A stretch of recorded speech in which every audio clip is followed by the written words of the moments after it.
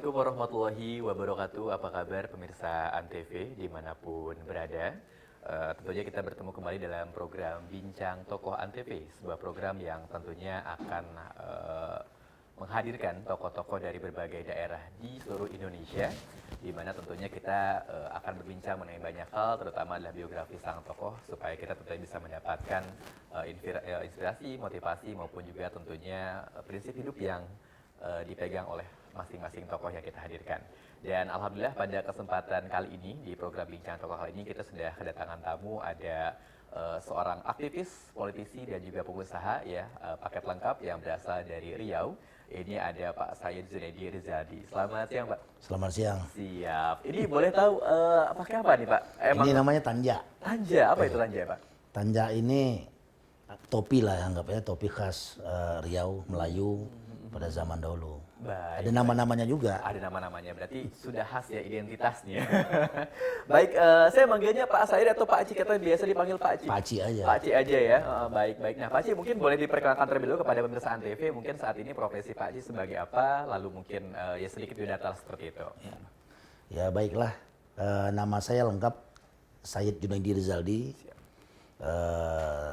tempat tanggal lahir Dumai, 19 Desember 74. Nah, sekarang profesi saya adalah komisaris independen PT Jasa Armada Indonesia, Baik. sebuah anak perusahaan di bawah Pelindo II. Nah, kemudian juga selain itu juga saya juga ketua umum Rembuk Nasional Aktivis 98. Baik. Berarti benar ya, aktivis Pak sama pengusaha juga. Aktivis masih aktif ya. Baik, Pak Ci mungkin boleh cerita sedikit mengenai soal kisah masa kecil Pak Ci ini ketika masih berada di Riau, terutama di Dumai seperti apa? Apakah mungkin waktu berlatar belakang keluarga seperti apa? Mungkin Pak Ci ini apa mungkin keluarga yang memang sederhana atau mungkin ada background pengusaha juga atau bagaimana begitu? Ya saya lahir di kota Dumai, itu lahir dalam gang, namanya Gang Melati, Jalan Kamboja. Baik. Jadi menurut cerita emak saya itu ada kamar tak ada dapur namanya katanya. Kamar Jadi tak kayak ada kos, dapur. mungkin sekarang kos. Itu ada batang sentul. Sentul itu kalau kita di Jawa mungkin kecapi ya. Baik. Jadi saya dilahirkan di situ di bidan, namanya bidan Bismi Hayati kalau tak salah, di Dumai, Sukajadi. Kemudian saya sampai umur 5-4 tahun lah mungkin di Dumai. Baik.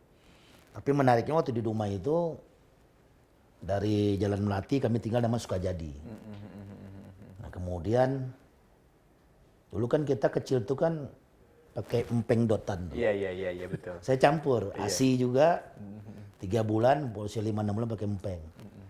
Nah satu saat empeng tuh kelobang karena saya gigit kita kan kecil. Ya sudah tengah malam saya harus nyusu. Kemudian beli empeng baru. Iya. Saya nggak suka karena kan empeng baru kan keras. Iya betul. Akhirnya tau nggak pakai empeng apa? Apaan tuh Pak? Empeng anak kambing. Jadi di belakang rumah itu Baik. ada melihara kambing. Iya. Namanya Mbah Rono. Pergilah. Ayah saya itu udah meninggal ya. Jam 2 pagi ke sana. Hujan-hujan menukar empeng baru sama empeng kambing. Jadi kami sama empeng baru. Saya Rasanya gimana Pak? itulah. Kata ibu jadi enak banget itu langsung tidur. Empeng kambing. Baik. Berarti semenjak masa kecil, terutama dari SD sampai sekolah SMA itu dihabiskan di kota mana, di rumah juga Pak? Saya 5 tahun masuk ke Pakning namanya. Pakning itu sampai saya SMP. Baik. SMP naik kelas 2. Balik ke Dumai lagi. Sampai SMA naik kelas 2 balik ke Pakning lagi. Nah masa SMP masa SMA itu kalau tanya penduduk kampung nggak ada nyangka sih bisa begini. Iya. Luar biasa baiknya maksudnya. Betul. Semua kita lakukan. Nah, jadi itulah kira-kira. Baik. Nah ketika masa sekolah mungkin Pak Ci ini apakah pada saat itu mungkin sudah aktifkah berorganisasi? Misalkan kan kalau zaman dulu kan mungkin ada pramuka Pak atau bagaimana begitu? Waktu SD saya dari TK mungkin ya. TK bukan organisasi. Di TK tuh cuma organisir orang. Baik. Jadi berantem geng sana, geng sini. Kita ketua gengnya. Sampai nanti kalau kita menang gengnya, kan dulu kalau TK kita kan bawa kue tuh. Iya. Kotak roti itu kan. Baik. Nah, nanti kalau tiap pagi dia ada bawa roti, kita panggil sini, mana rotinya? Ambil. Dia nggak pakai roti itu. Oh, memang sudah ada bakat dari kecil ya seperti bakat itu ya. bandel itu. Iya, baik. Bakal. Tapi memang kalau misalkan kehidupan pada saat sekolah SMA juga kurang lebih seperti itu juga, Pak. Dalam artian adalah ya masa-masa kanak-kanak kan kita ya pasti kebanyakan mengalami yang namanya mungkin masa-masa kenakalan ya, kayak misalkan ya nyolong mangga di rumah tetangga atau bagaimana begitu. Mengalami juga Pak masa-masa kecil. Mengalami. SD, SMP, SMA itu memang bandel udah pernah Iya, disetrap di guru. Waktu SMA parah lagi. Kan ada P4 tuh, Iya. kita perkenalan. Saya mikir bagaimana saya bisa ngetop. Jadi dulu kan ada permainan nama longbar. Betul. Ngantop dulu film lupus kan Iya, pakai iya, longbar. iya.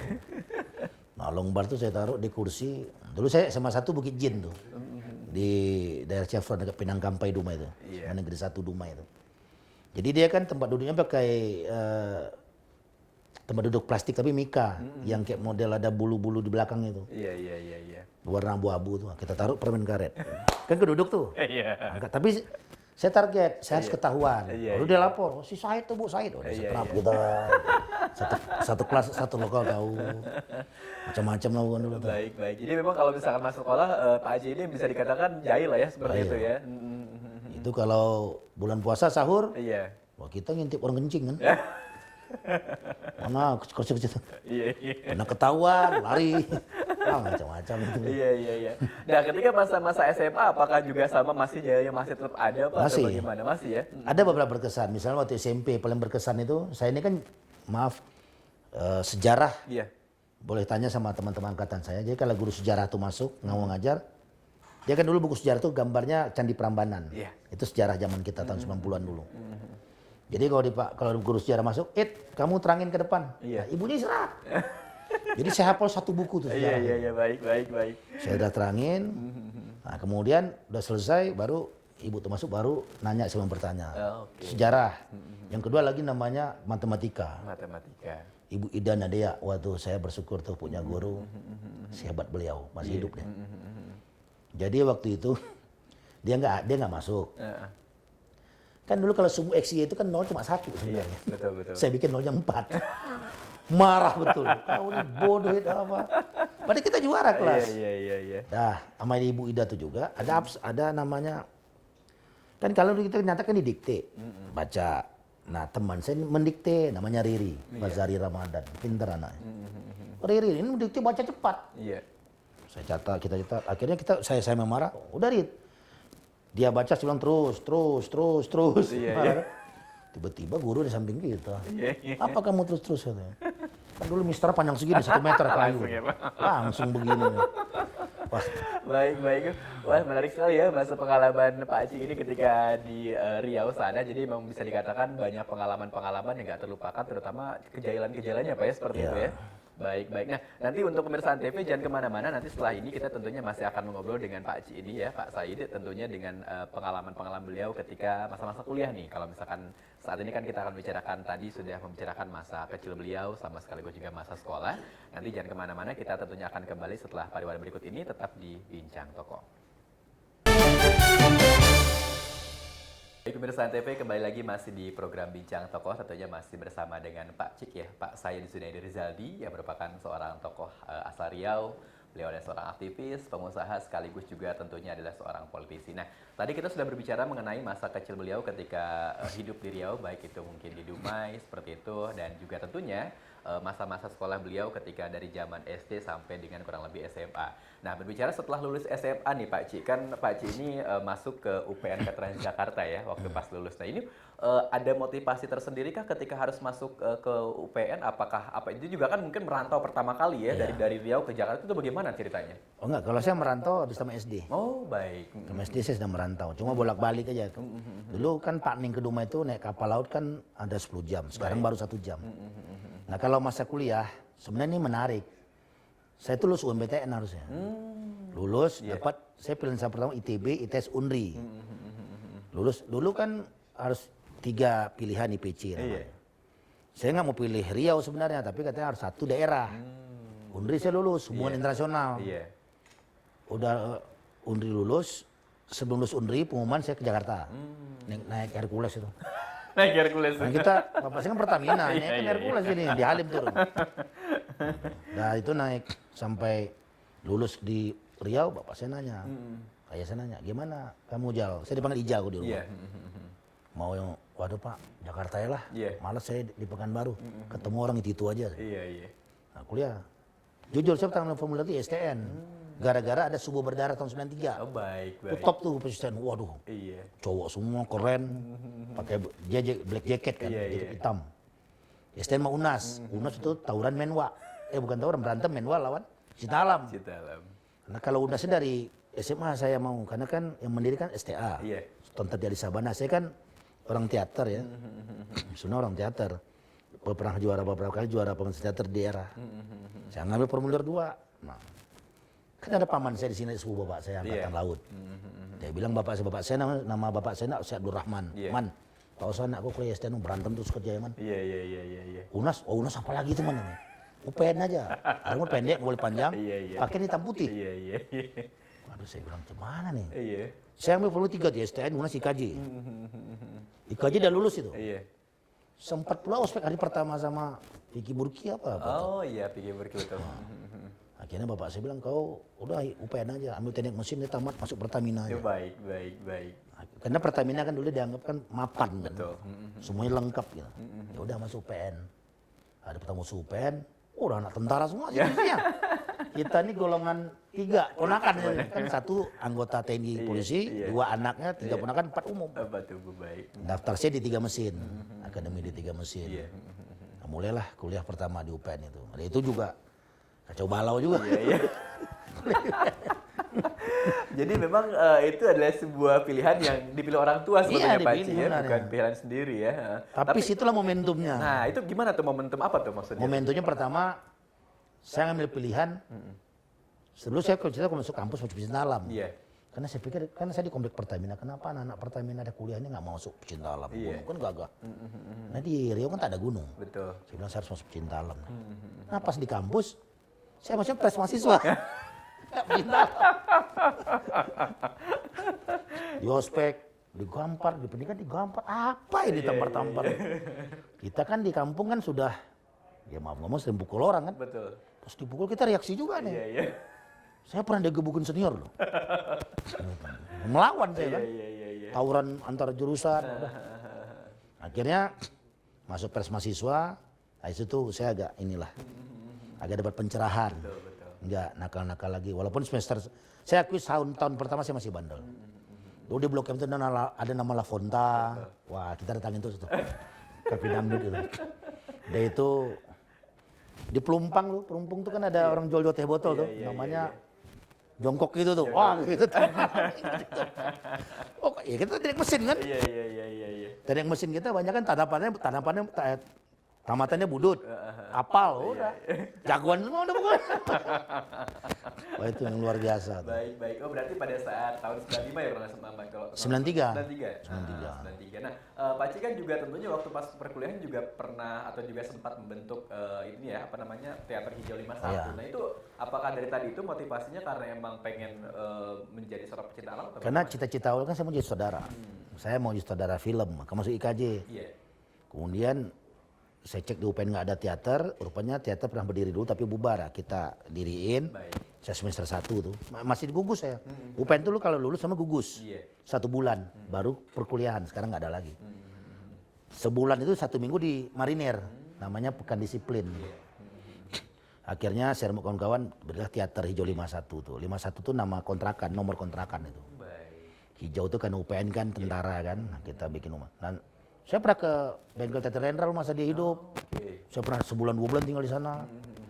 Itu Mas Amin Kamil, Iya. Andi bersama. Sampai saya akhir kerja daber. Oh, baik. Kan dulu ada tuh Maria Mercedes, Mente Maria, pedang kitab suci. Saya daber loh. Oh gitu sih. Wah, luar biasa Saya sekali. malah Ya. daber. Iya, tapi pada akhirnya kenapa nggak sampai diterusin sampai sekarang nih Pak Ci? Apa mungkin pada saat itu mungkin sudah beralih lagi motivasinya pengen Sebenarnya ke yang lain? lucu tuh Mas David, daber itu. Iya, iya. Saya kan masih ada logat Sumatera. Betul. Susah ya? Wah, saya bacalah Penerima Lowongan. Sekarang banyak yang jadi tuh, ada namanya Didi Hasim, Iya. Derry Oktami itu angkatan saya. Itu yang ngisi suara Doraemon tuh, hampir semua itu angkatan saya. Tuh. Jadi itu namanya Bang Oben itu berjasa juga. Tuh. Iya. Saya bilang bukan tak mau saya, Ci, kamu ini suaranya masih Sumatera. Bang, kita nih sama orang Minang bang, Iya, saya ini butuh kerjaan bang. Iya. Padahal saya mau belajar. Iya betul. Kan orang tua ngirim juga Iya, tiap bulan. iya. Tolonglah bang, ya udah kau masuk aja dulu dia bilang. Jadi saya masuk jam 8 malam, pulang jam 5 pagi. Karena saya bilang siang kuliah kan. Iya baik. Itu tahu dialog saya apa? Ah, Oh gitu aja. Iya kan panjang-panjang kan dialog. Jadi itu 3 bulan aja. Lapor. Apa lagi gitu. Misalnya gini, sudah habis itu baru dialog. Iya. Cassandra tuh, sampai datang artis ke sini kan. Baru Cassandra, saya jadi hakim Navarro tuh. Iya. Begini Cassandra, Iya. ada apa sebenarnya sama kamu? Iya. Kalau gitu kita dialog.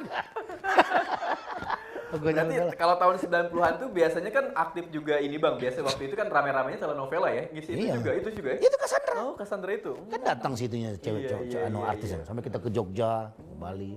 Baik. Atau ke utama dia Oktami itu. Iya, Suaranya memang bagus. Iya, baik. Wah luar biasa sekali berarti pengalaman ya. Tapi di belakang layar bang ya, karena ada doa. Tapi tulis nama itu orang tua bangga di kampung. Iya. Nama anak Ada gua. namanya. Walaupun cuma namanya aja. Namanya aja. Baik ya. Nah, terus juga bang tahun 95 juga kan ini masuk juga ya bang ya, di lembaga penerbitan majalah Aspirasi sebagai wartawan juga. Nah itu apakah itu yang menjadi cikal bakal abang akhirnya menjadi seorang motor aktivis begitu? Kalau motor aktivis itu memang aspirasi menempa saya. Walaupun saya sebenarnya 1 bulan pertama di kampus sudah demo di DPR. Itu berjuang tentang Gubernur Riau tuh. Kita mau almarhum Pak Sarwan jadi gubernur. 95 saya sudah semester 5. Kemudian semester 1, 2 tuh saya pupuk. Saya dia kenal di kampus segala macamnya. Kemudian 95, 96 kita sudah mulai keluar kampus. Mendadak 27 Juli. Nah, kemudian tiarap lagi, muncul lagi 97 akhir. Nah, 96 saya masuk Wanadri dulu. Wanadri dulu siap. Nah di Wanadri ini banyak juga yang saya dapat. Karena tambah banyak kontak jaringan. Betul. Saya kenal namanya Pak Sarwono Kuswatmaja, Kuntoro Mangku Subroto. Sudah itu ada namanya Pak Laksono apa tuh yang di Dirgantara itu. Kemudian saya kenal sama Ilham Aidit. Macam-macam saya kenal, Wanadri ini bermacam-macam gitu. Situ saya tambah banyak jaringannya. Baik. Jadi memang tahun 95 ya awal mutarnya. Baik. 96 saya di Wanadri. 96 di Wanadri. Baik. Dan pemirsa Antv jangan kemana-mana, tentunya nanti obrolan seru kita masih akan kita lanjutkan tentunya masih di program Bincang Tokoh, dan kita akan kembali setelah pariwara berikut ini.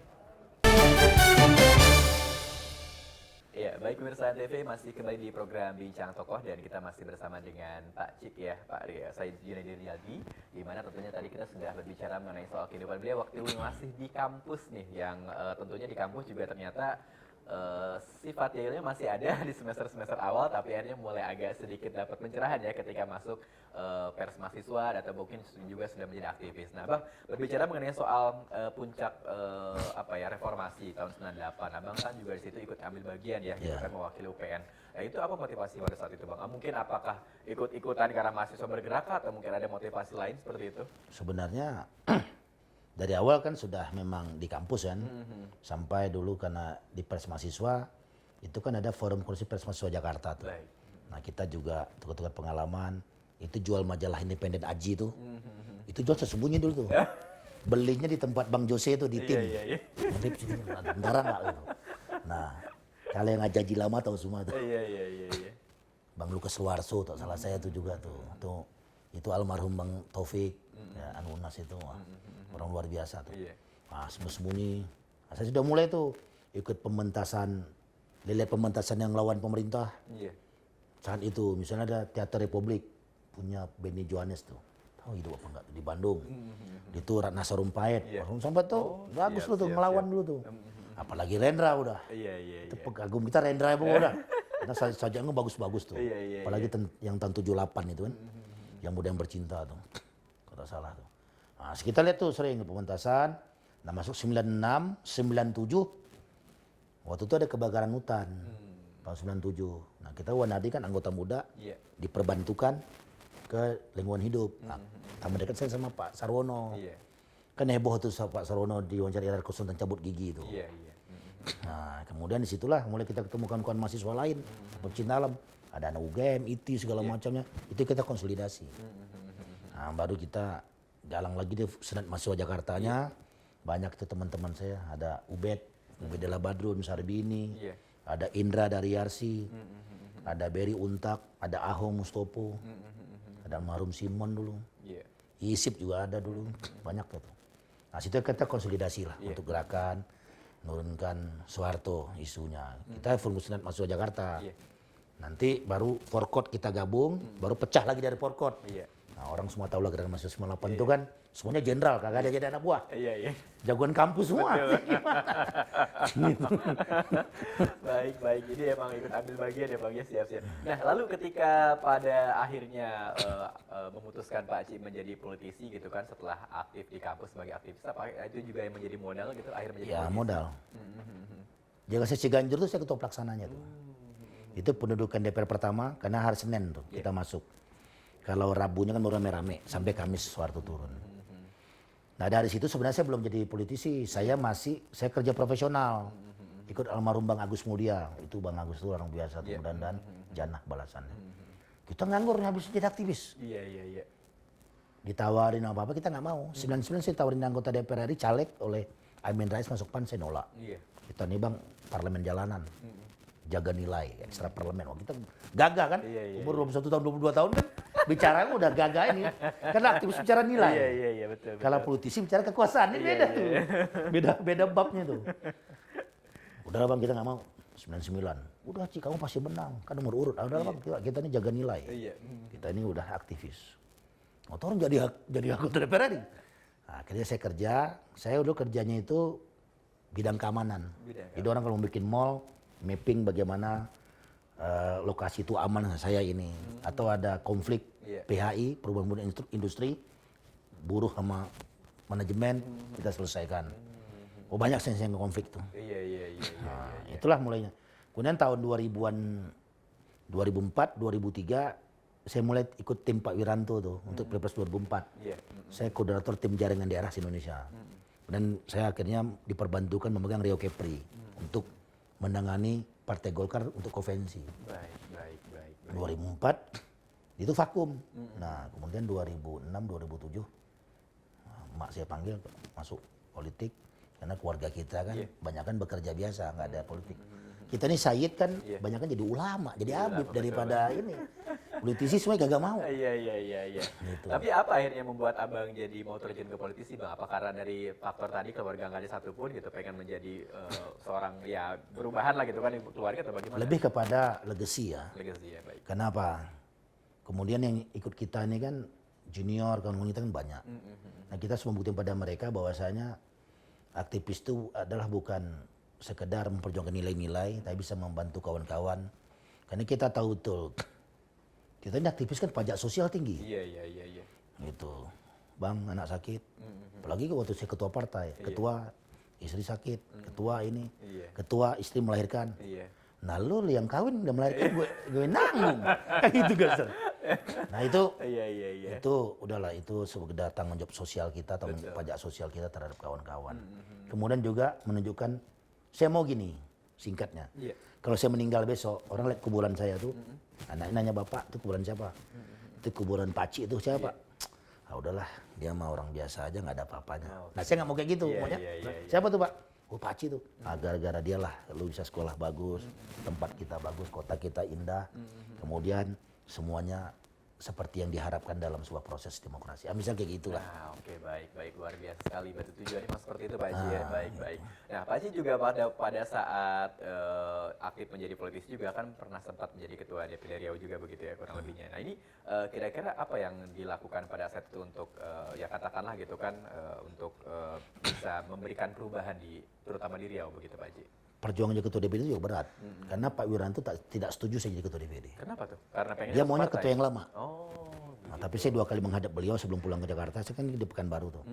Dia bilang udah ikut aja sesuai aturan yang berlaku. Tapi di kumpul ketua DPC suruh pilih yang lama. Iya. Saya bertanding juga.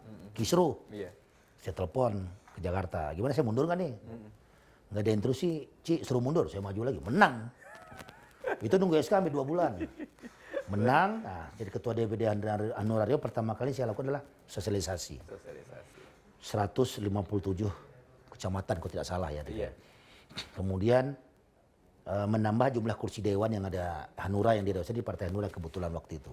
Terus sekarang kan sudah nonaktif dari partai ya karena di BUMN. Nah itu saya lakukan. Kemudian ya paling membantu urusan-urusan administrasi masyarakat pada urusan kekuasaan diri ya waktu itu. Baik. Jadi memang perjuangan awalnya itu berat sekali Pak Ci ya, karena harus ya istilahnya berjuang untuk mendapat posisi itu. Nah lalu ketika perjalanannya ketika menjadi ketua DPD Pak Ci, apakah mungkin goncangan-goncangan itu juga masih ada begitu yang pengen menggoyah gitu posisi? Masih fitnah jadi karena gini, aktivis itu dalam kacamata orang adalah pertama dia nilai dan dianggap nggak punya duit tanda petik itu. Nah, itu cara memandang aktivis pasti cari duit padahal tidak. Kita ini kan walaupun anggaplah kerjanya dianggap aktivis segala macam, tapi kita punya teman sahabat yang bantu. Nggak tahu juga ya, itu kan berjalan dengan sendirinya. Betul. Nah, kemudian tantangan hambatan itu luar biasa, difitnah, dilapor ke DPP, disidang di Dewan Pimpinan Pusat, macam-macam. Difitnah, jadi tukang ngojek lah macam-macam pokoknya. Nah tapi itu selalu selama 6 tahun itu. Kemudian Dewan makin bertambah, kemudian posisi Riau juga bagus, dan waktu itu aktivis 98 jadi ketua DPD partai tingkat provinsi, baru saya satu-satunya tuh. Baik. Kawan-kawan lain kan semacam jadi DPR RI kan pada tahun 2014. Yang pertama jadi DPR RI itu waktu itu cuma ada Lutfi, wali kota sekarang di Bima Pak Mataram. Dia sudah jadi anggota DPR. Itu masih 98 jadi Golkar. Baru saya ketua partai. Itu menjadi pemicu bagi kawan-kawan juga, ada kebanggaan bahwa kita makin bagus ke depannya. Karena kita ini kan lahir bukan di sangkar emas. Betul. Kita ini kalau di Petikara lahir adalah kuping kali. Karena dihanyutkan di Sungai Gangga, ditemukan sama kusir kereta. Baru jadilah kesatria, kira gitu. Siap. Oke, luar biasa sekali perjuangannya ya. Baik, dan tentunya pemirsa TV nanti kita masih akan lanjutkan obrolan kita tentunya dengan Pak Cik ya. Tentunya jadi jangan kemana-mana, kita akan kembali setelah pariwan berikut ini, tetap di Bincang Tokoh.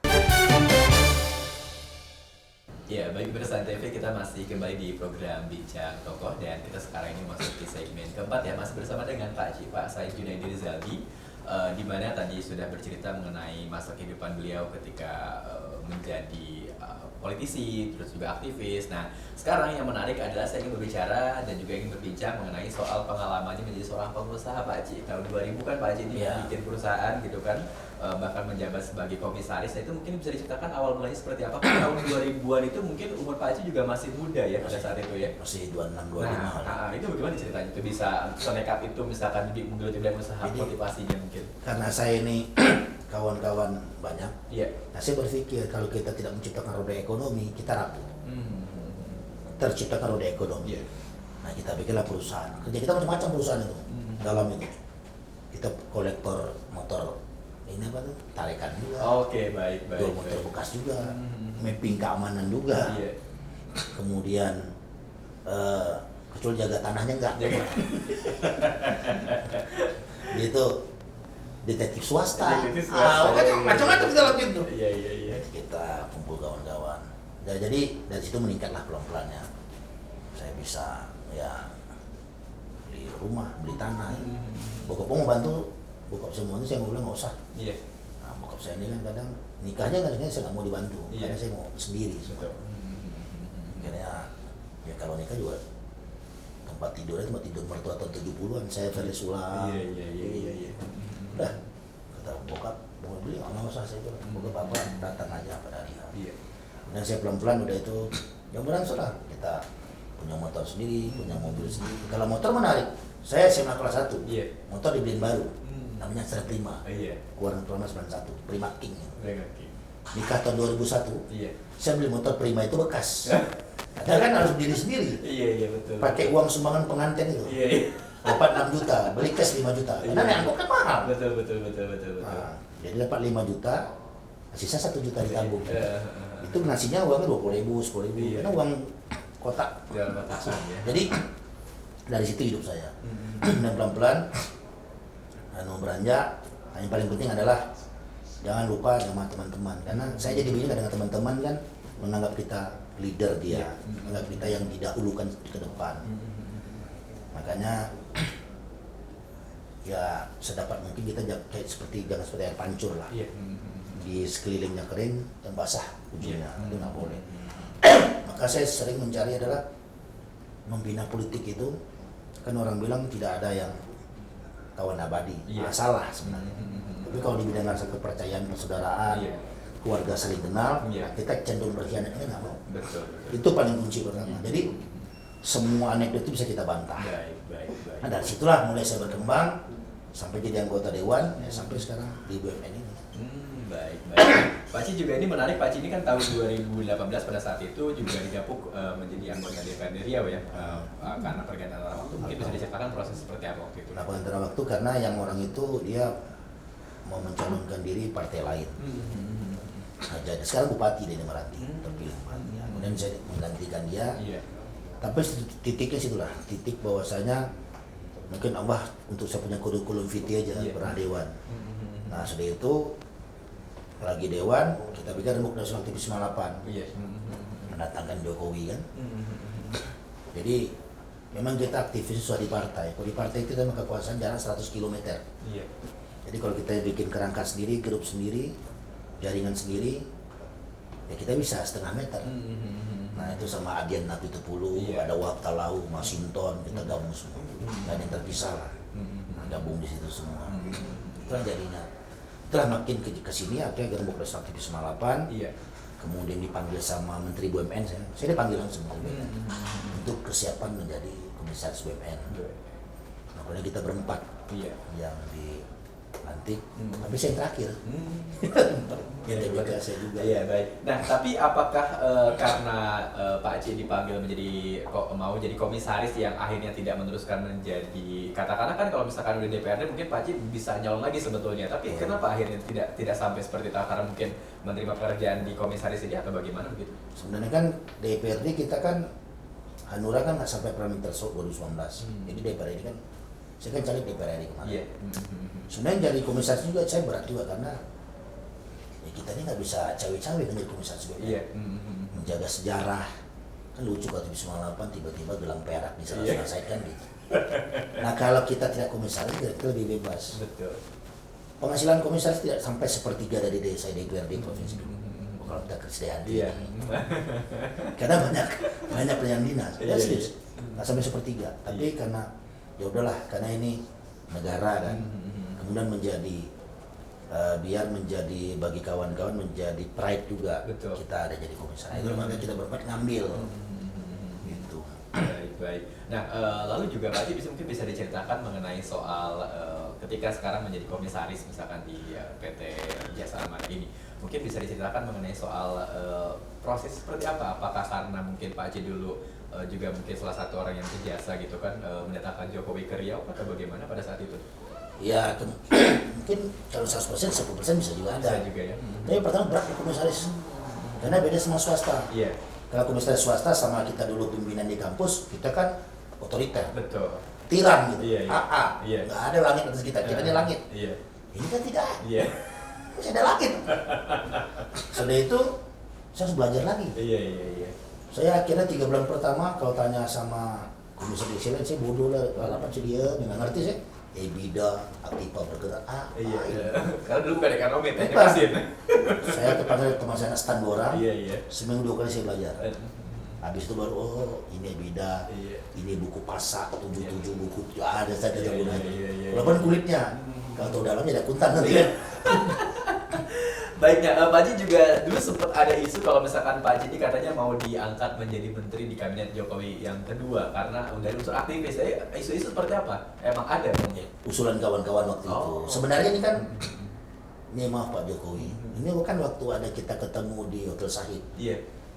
tahun 2019, pasca Rembuk Nasional TV 98. Nah di dalam ruangan itu memang kita 98 itu menteri satu. Iya. Kenapa 98 harus jadi menteri? Perasaan sampai hari ini 98 belum ada yang masuk dalam menteri. Kenapa juga harus jadi menteri? Iya.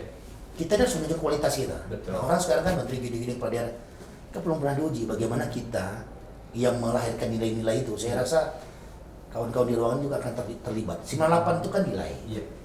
Bukan berarti kita pimpinan aksi ya. Nah, nilai-nilainya harus kita salurkan.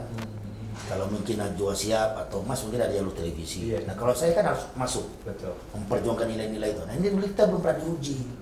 Dan orang nggak berani juga nguji kita. Iya. Kayak di sini aja kita A, B, B. Iya. Jadi sebenarnya Jokowi mengatakan seperti itu, 98 sudah bisa jadi menteri.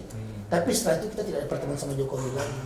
Baik. Nah kemudian kan juga di sekitar istana kan tidak juga gampang. Betul. Ini kan Sangkuni, Iya. Punakawannya, Semarnya, Iya.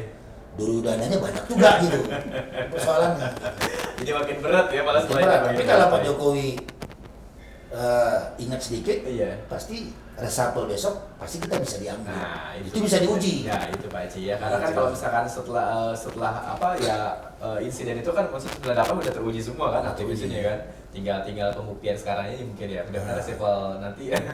Ada yang masuk. Dikasih waktu kita kan Nah, setengah itu. tahun. Iya. Kalau nggak ada bukti, kalau cuma teriak sana teriak sini, Iya. maka kita masih melakukan lebih parah dari itu yang bisa. Iya betul Gitu betul, kan. betul siap wah luar biasa sekali ya pemirsa ya.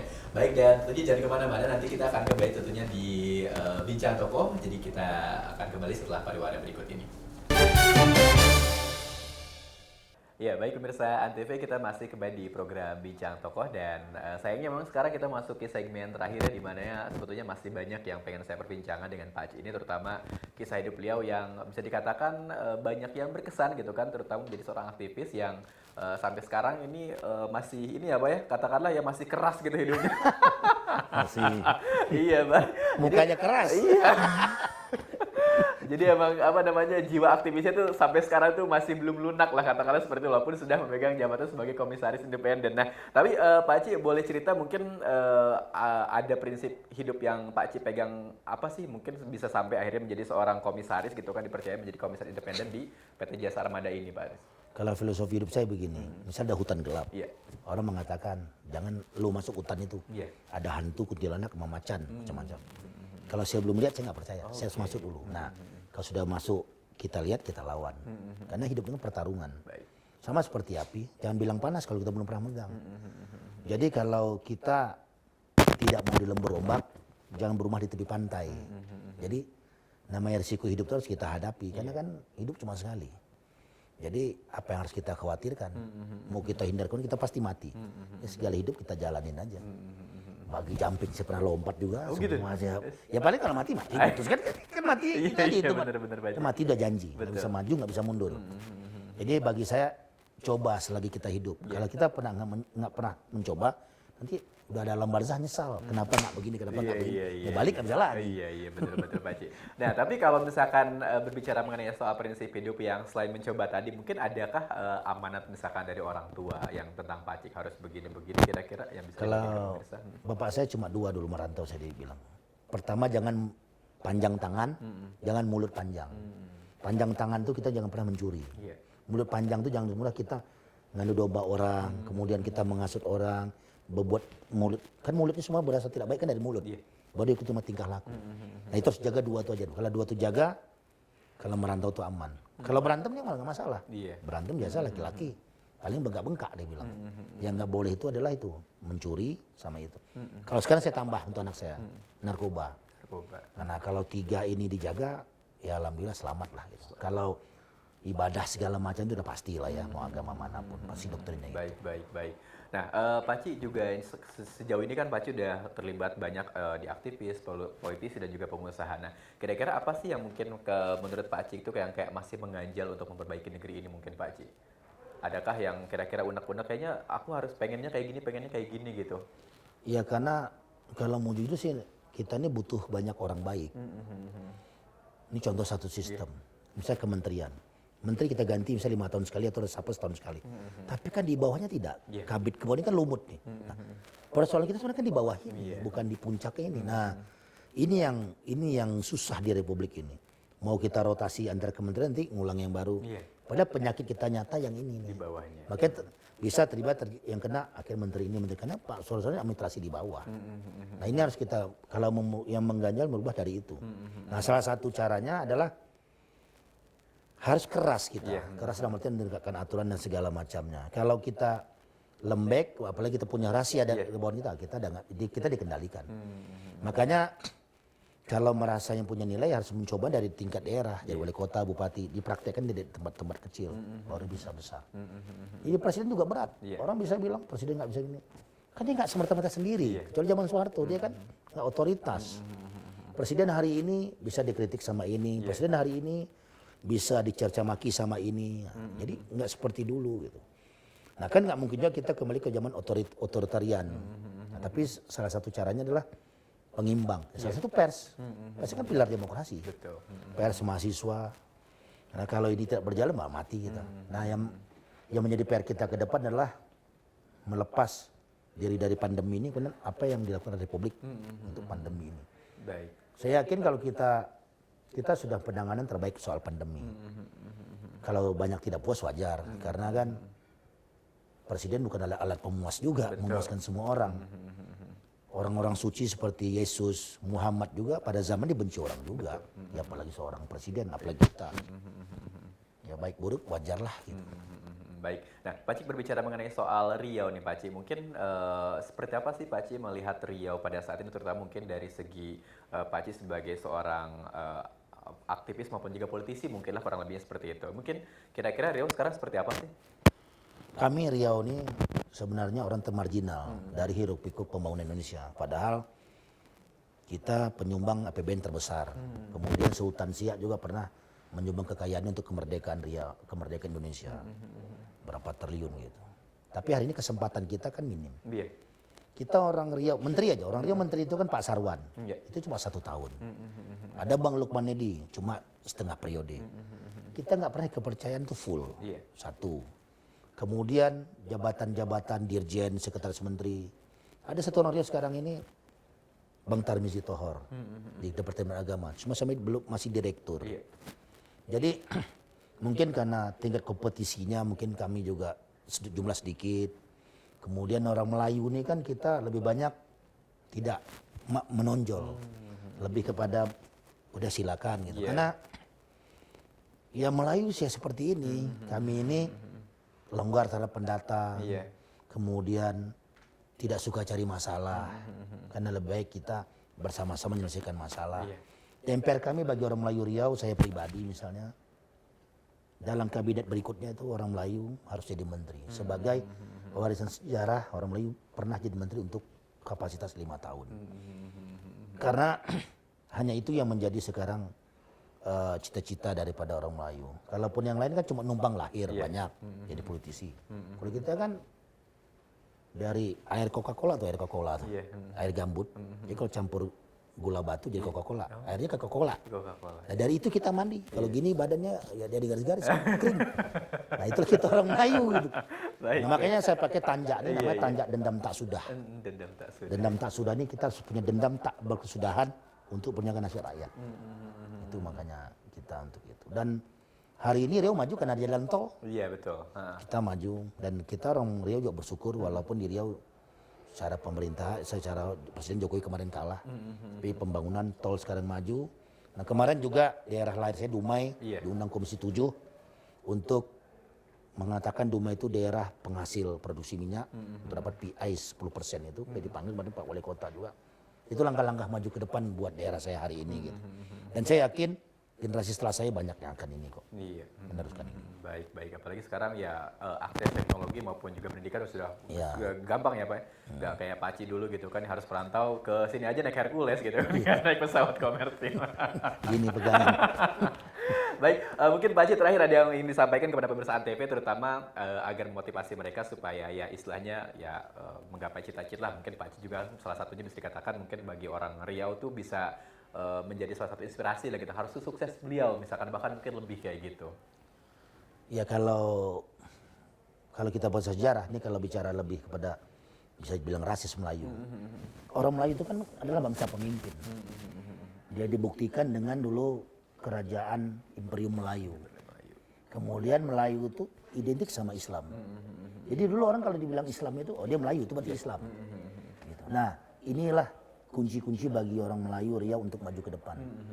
Dan kalau bagi kita bangsa Indonesia untuk maju ke depan adalah kita pertama kompak.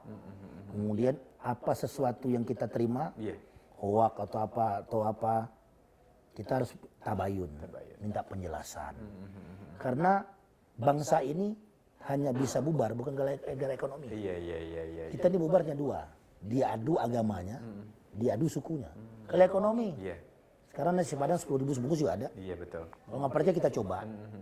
kita pakai baju, kita pergi ke warteg, bilang Mbak, saya belum makan, dia kasih nasi. Iya.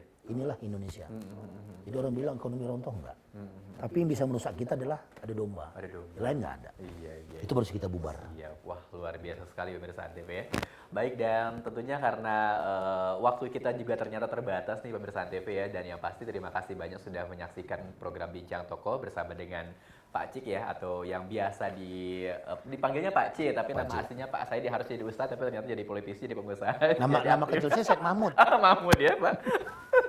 Syed Mahmud. Yang luar biasa sekali ya bintang tamu kita pada kesempatan kali ini. Dan tentunya juga Pak Cik, terima kasih banyak juga sudah berkenan menjadi bintang tamu kita. Dan pemirsa Antv, mudah-mudahan apa yang sudah tadi kita perbincangkan bisa menjadi salah satu motivasi maupun juga inspirasi ya dalam menjalani kehidupan sehari-hari. Dan terima kasih banyak, saya MZ Aryunata undur diri. Kita bertemu lagi di Bincang Toko selanjutnya. Dan wassalamualaikum warahmatullahi wabarakatuh. Waalaikumsalam.